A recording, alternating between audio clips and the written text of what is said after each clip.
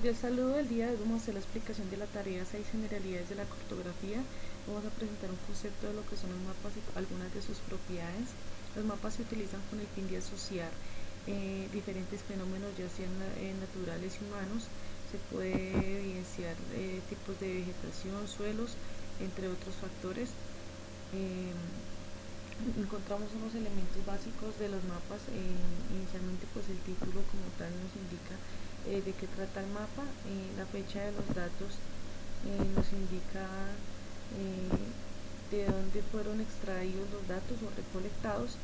La fecha de la publicación del mapa nos indica el día, la fecha y el año en que se publicó. La leyenda nos indica digamos que unos símbolos representados mediante colores o tonos de gris, en el cual se expresan diferentes cantidades o proporciones que hayan en el mismo. La proyección nos indica, la proyección del dato nos indica las características y propiedades geométricas que presenta el mapa. En el caso de Colombia aplica el Agustín Codazzi, como tal es el dato que tenemos vigente para nuestro país. En cuanto a la escala nos indica pues la escala numérica o gráfica de los mapas. Muchas gracias. La escala nos da a conocer en un mapa las distancias, determinar las áreas y realizar comparaciones entre diferentes objetos. La escala expresa la razón de ampliación o reducción entre una distancia en el mapa y una distancia equivalente al terreno. Existen dos tipos de escala. Una es la numérica, la cual es una fracción o razón, como se muestra a continuación en el ejemplo que encontramos en la diapositiva, en donde el numerador se denomina módulo y el denominador fracción representativa. Como podemos ver acá está el ejemplo. La escala gráfica lo que nos determina es un tipo de escala que se expresa como una línea o una barra que se ubica en la carátula explicativa del mapa. La línea se subdivide en segmentos de igual longitud. Para indicar la gráfica es útil cuando se desea reducir o ampliar el mapa, ya que la relación de escala se mantiene. Ahí también encontramos un ejemplo. Para calcular la escala de un mapa encontramos pues este diagrama donde nos da como el resumen de lo que es la distancia entre un mapa y la distancia correspondiente a la superficie terrestre. Normalmente se expresa en forma de 1 a 10.000, indicando que 1 es la unidad sobre el mapa y 10.000 es las unidades sobre la superficie terrestre.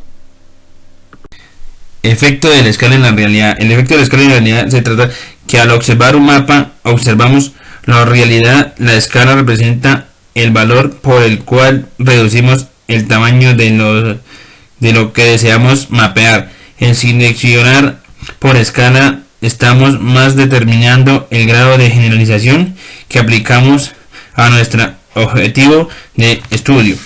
Simplificación es determinar lo esencial o lo importante a cartografiar, eliminando los detalles que no interesan, en algunos casos exagerando las características que vamos a realizar. Por ejemplo, puede ser una carretera. Clasificación. La clasificación consiste en agrupar los datos utilizando una escala de medición y un conjunto de criterios, por ejemplo, los cuerpos de agua terrestre y a los cuerpos de agua como lagos. La simbolización consiste en asignar diversos tipos de signos a la información que hemos simplificado y clasificado. Por ejemplo, puede ser un pueblo que se representa con un punto rojo o un área minera que la podemos representar con un pico o una pala. Cordial saludo, mi nombre es Alexandra Martínez y voy a explicar el tema los mapas y su clasificación. Un mapa contiene diversa información y por este motivo se clasifica en varios tipos de mapas. A continuación las voy a explicar. Los mapas generales base o topográficos son aquellos que muestran elementos como carreteras, ríos, lagos y asentamientos humanos, como lo podemos ver en la gráfica. También pues estos mapas son de alta precisión y pues sus usos más frecuentes son a escala 1:10.000, 1:25.000 y 1:50.000. En cuanto a los mapas cuantitativos, pues estos representan características de un paisaje, tales como uso de cobertura de suelo, geología, geomorfología o suelos. Como podemos ver en el mapa, La zona gris muestra una zona agropecuaria o urbana y la zona verde es de cobertura natural. Otra clasificación de los mapas son los mapas cuantitativos de superficie. Estos mapas proporcionan información cuantitativa y de distribución espacial. Estos están divididos en mapas coropléticos y en mapas isopléticos. En cuanto a los mapas coropléticos, estos muestran unidades administrativas como fincas, distritos, cantones, provincias o países, como lo muestra la imagen del mapa que está ahí. Y estos se realizan según unidades estadísticas. En cuanto a los mapas isopléticos, estos representan densidades por unidades de superficie, es decir, la relación entre atributos presentados en el mapa y la distribución espacial. Es decir, como ejemplo podemos decir el porcentaje de bosque por distrito, que es como se representa la realidad. Es un mapa que muestra muy bien la realidad que se está presentando. Cordial saludo, mi nombre es Alexandra Martínez y voy a explicar lo referente a variables geoespaciales. Bueno, una variable geoespacial representa cualquier fenómeno terrestre. Estas dependen del aspecto que se quiere resaltar y se clasifican en datos puntuales, datos lineales, datos areales, datos volumétricos. En cuanto a los datos puntuales, pues esta está relacionada con una localidad o un punto individual. Por ejemplo, un pozo de agua, una torre, una intersección entre dos carreteras. Estos son ejemplos de datos puntuales. En cuanto a los datos lineales, esta tiene una característica base que es la unidimensionalidad. Algunos de sus atributos son la dirección y la longitud, y pues como ejemplo podemos tomar una línea telefónica o una tubería de agua potable. En cuanto a los datos areales, pues muestra una naturaleza bidimensional, y pues esta tiene variables tangibles y abstractas. En cuanto al ejemplo, pues puede ser la religión de un país, el tipo de clima y el tipo de vegetación de una región. En cuanto a los datos volumétricos, son tridimensionales, expresan cantidad por encima o por debajo de una superficie. Por ejemplo, el volumen en un lago, el volumen de agua. Y pues las variables pueden ser abstractas, por ejemplo la densidad de población de una ciudad o un país. Distribución espacial de variables geoespaciales. La distribución espacial de una variable se evalúa desde la perspectiva de su continuidad en una determinada superficie, como por ejemplo la ciudad, los volcanes, los edificios. Estos son atributos y están definidos por la localización o posición geográfica. Otra característica de las distribuciones espaciales es su tendencia o patrón de espacio, en el cual se clasifica como uniforme y no uniforme. En la imagen podemos observar los patrones espaciales, la C, la A y la B. La A significa planicie de inundación de un río, la B árboles aislados y la C pastos. Utilizando mapas en análisis cuantitativo. La segunda mitad del siglo XX se ha caracterizado por una abundante producción de información cartográfica. A esta información, que favorece el estudio de la distribución espacial de muy diversos elementos, se le suma el proceso que inició observando, clasificando y registrando las características del paisaje en estudio. Esta actividad persiste en nuestros días. A pesar de todo esto, no fue posible porque hubo mucha ausencia de observación cuantitativa, ausencia de procedimientos matemáticos, ausencia de computadoras, los cuales impidieron el desarrollo de las aplicaciones prácticas. A partir de los años 60, con la disponibilidad de computadoras digitales, inició el desarrollo de aplicaciones en el área de análisis espacial, utilizándose en diversas ciencias naturales y sociales como las ciencias de la tierra, planificación urbana y regional, ingeniería civil, salud pública, educación, defensa civil, mercadeo, policía.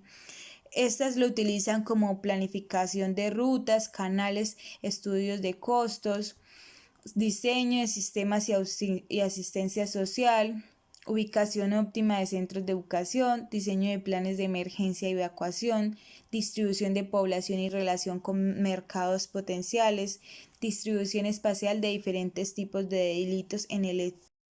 Utilizando mapas en análisis cuantitativo. La segunda mitad del siglo XX se ha caracterizado por una abundante producción de información cartográfica. A esta información, que favorece el estudio de la distribución espacial de muy diversos elementos, se le suma el proceso que inició observando, clasificando y registrando las características del paisaje en estudio. Esta actividad persiste en nuestros días.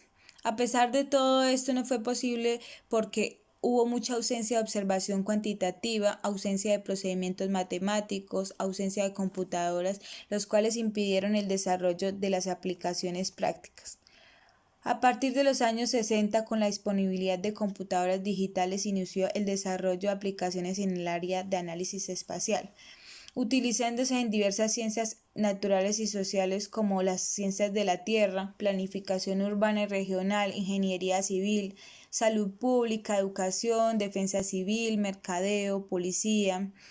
Estas lo utilizan como planificación de rutas, canales, estudios de costos, diseño de sistemas y asistencia social, ubicación óptima de centros de educación, diseño de planes de emergencia y evacuación, distribución de población y relación con mercados potenciales, distribución espacial de diferentes tipos de delitos en el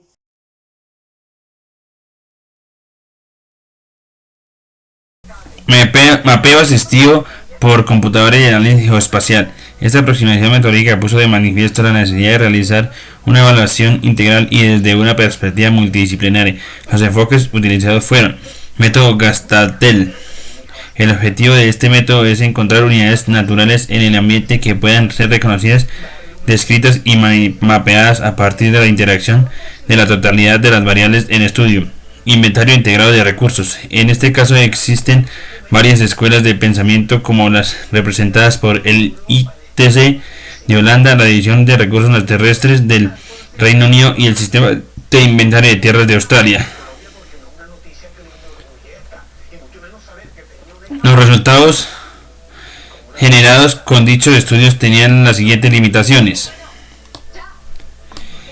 Los resultados son muy generales para algunas aplicaciones específicas. Al abarcar todos los elementos del paisaje, no se realizaban estudios de aspectos específicos, no se hacía en estudio detallado de suelos o de asociaciones vegetales. Una vez contemplados los mapas, era difícil extraer la información para un atributo específico del paisaje, ejemplo, suelo de origen sedimentario. En la práctica, el enfoque teórico derivó la producción de mapas monotemáticos, pero sin la integración deseada. Por ejemplo, se elaboraron mapas de uso del suelo, edamorfología, geología y geomorfología.